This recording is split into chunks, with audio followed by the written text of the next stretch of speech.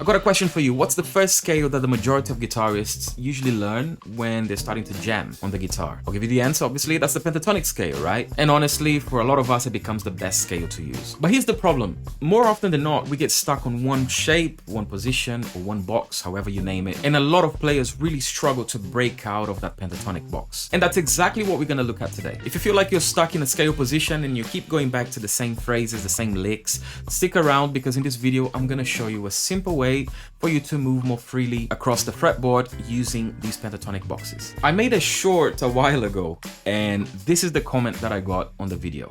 If you're stuck in a box, find more boxes until you find all the boxes. The end. And honestly, that's not even bad advice. But I'm gonna use that idea to show you how the fretboard and these boxes can be actually super useful when moving across the fretboard. A standard guitar got 6 strings, 21, 22 or 24 frets, and at first it can feel like the notes are just all scattered all over the fretboard. Of course, the fretboard is organized chromatically, so there is a system to it in a way, and that would be, for example, if you start on the low E, that would be E, F, F sharp, G, G sharp, and so on. So moving one note per fret. But having a system to help you navigate the fretboard makes a huge difference. Because when you're jamming, you're not thinking about all these 12 notes. Take the minor pentatonic, for example, it only gives you 5 notes, and that makes it feel much more manageable already. Now, the pentatonic scale got 5 shapes or 5 positions. We're not gonna look at all of them right now, but this should give you a very good starting point for you to be able to apply it to all of those shapes. And by the way, the PDFs and tabs for this lesson are on Patreon, so if you guys want to check that out, I'll leave the link in the description. Okay, so we're gonna take the 3 positions, shapes, or boxes, however you want to call them, because there seems to be some confusion about that, and in the end they mean the same thing: position, box, or shape. At least that's how I see it. Okay, we're gonna take A minor, okay, the pentatonic A minor pentatonic scale, and we're gonna start with position 5, okay, and it goes like this. I'll call out the frets to make it a bit easier. So starting on the low E string, that's 3, 5, 3, 5, 2, 5, 2, 5, 3, 5, 3, 5.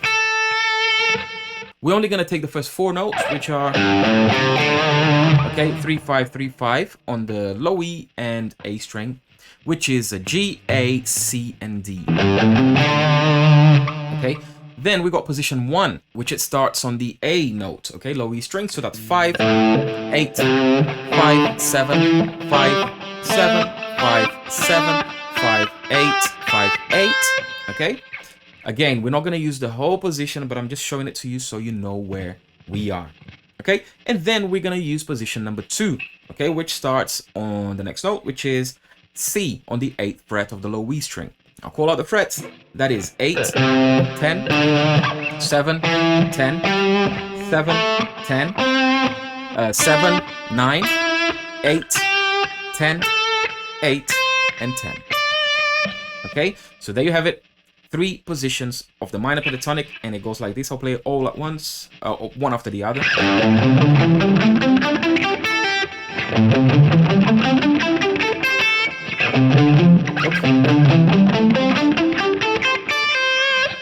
Like I said, we're not going to be playing the whole positions or the whole shapes, but we're going to use fragments to connect them. We're going to take the first 4 notes,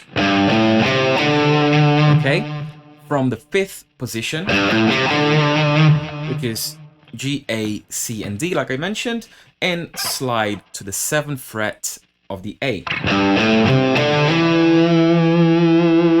Okay, so we're going from shape number 5 to 1. Okay, that already gives you a quick way for you to connect one shape to the other. Okay,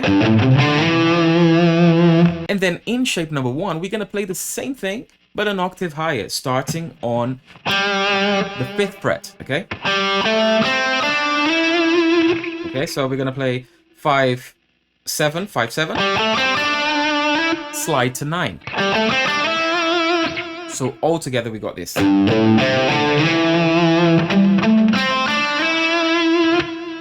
And then we're going to do the same thing on the shape number 2 now.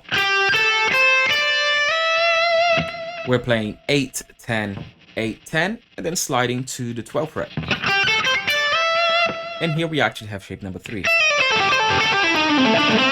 Okay, so I'm gonna play it slow.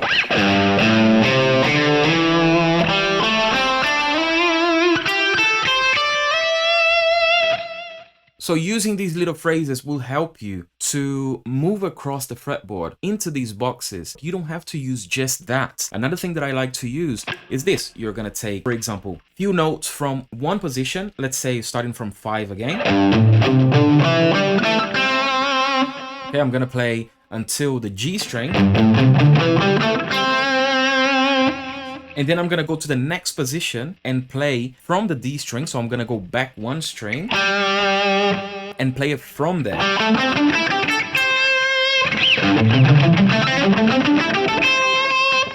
This is another good way for you to transition between these positions. Okay, I'll do from the first shape now. And then position number 2.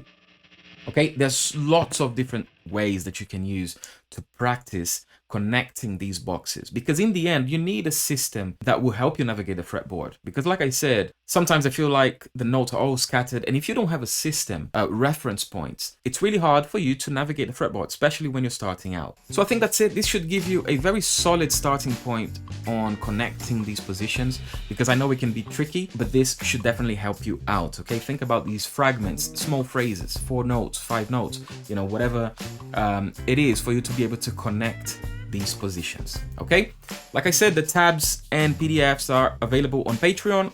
The link is in the description. If this video was helpful in any way, please consider subscribing. Don't forget to like, share, and let me know in the comments if it was useful in any way. Thank you so much for checking out the video. I'll see you next time. Take it easy.